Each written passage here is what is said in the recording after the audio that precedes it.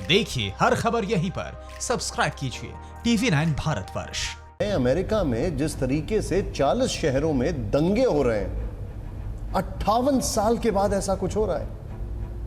और आप सुनकर हैरान होंगे, जब अमेरिका इसका इन्वेस्टिगेट कर रहा है तो ऐसा लगता है कि वहां पर भी चीन यानी ड्रैगन के दूतों का हाथ है इसमें। ध्यान से देखें रिपोर्ट।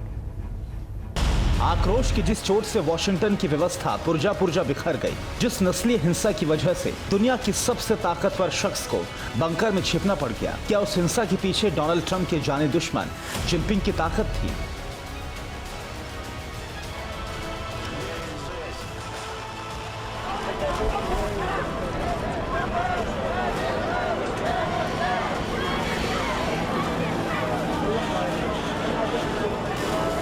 जिस आग में सुपर लीडर का इकबाल खाक हो गया, मिस्टर प्रेसिडेंट का यकीन छिन्न भिन्न हो गया, जिस धुएं में सबसे पुराने लोकतंत्र के आंगन में शांति और सौहार्द हवा में उड़ गए, क्या वो चिंगारी चीन ने सुलगाई थी?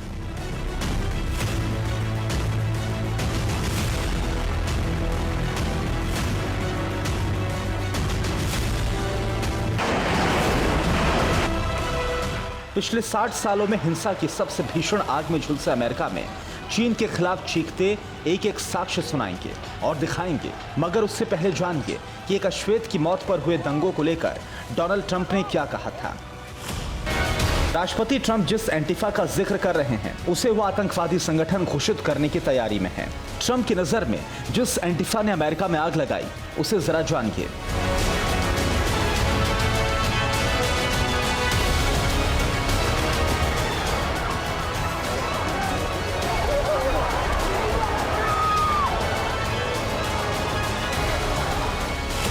अमेरिका में फांसीवाद के विरोधी लोगों को एंटीफा यानी एंटी फासिस्ट कहते हैं। अमेरिका में एंटीफा आंदोलन उग्रवादी, वामपंथी और फांसीवादी विरोधी आंदोलन के लिए इस्तेमाल किया जाता है। राष्ट्रपति डोनाल्ड ट्रंप की सरकार बनने के बाद इसके विरोध प्रदर्शन लगातार जारी हैं। हालांकि जिस स्तर पर हिंसा हुई, जिस तरह से 40 शहर एक साथ सुलग उठे, जिस तरह से उपद्रवियों ने देश भर में सिस्टम को सूली पर टांग दिया, उससे एक बात तो साफ है कि इसमें एंटीफा के पीछे कोई बड़ी ताकत है। दावे को प्रमाणित करने के लिए हिंसा के बीच ये तस्वीर जारी की गई है, जो व्हाइट हाउस के बाहर प्रदर्शन के वक्त की है।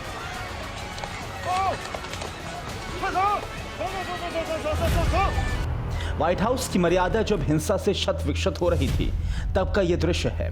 प्रदर्शनकारी पत्थर फेंक रहे हैं, पुलिस वाले आंसू गैस के गोले दाग रहे हैं। इन सब के बीच हिंसा में झुलसी इस तस्वीर के अंदर से आती आवाज में चाइनीज शब्द है। सोशल मीडिया पर दावा किया जा रहा है कि पत्थर फेंकने वाला प्रदर्शनकारी जिनपिंग के आदेश पर व्हाइट हाउस तक पहुंच गया था और चाइनीज में बात कर रहा था। अमेरिका में खूनी प्रदर्शन को चीन से जोड़कर बड़े स्तर पर अब जांच की मांग हो रही है। चीन पर इल्जाम को तर्कों की कसौटी पर कसने वाले कह रहे हैं कि अमेरिका में इस तरह के प्रदर्शन की रवायत नहीं रही, ये सब कुछ हांगकांग के तर्ज पर हुआ है। गौर करने वाली बात यह है कि अमेरिका में यह हिंसा उस वक्त हुई है जब चीन का अवैध आधिपत्य वाला हांगकांग सुलग रहा है। हांगकांग में प्रदर्शन को लेकर अमेरिका सीधे चीन पर अटैक कर रहा है। मामला यूनाइटेड नेशंस में चीन चौतरफा घिर चुका है। अगर ये टक्कर हुई तो फिर वो होगा जिसकी कल्पना किसी ने ना की होगी। Bureau report, TV9 Bharatvarsh.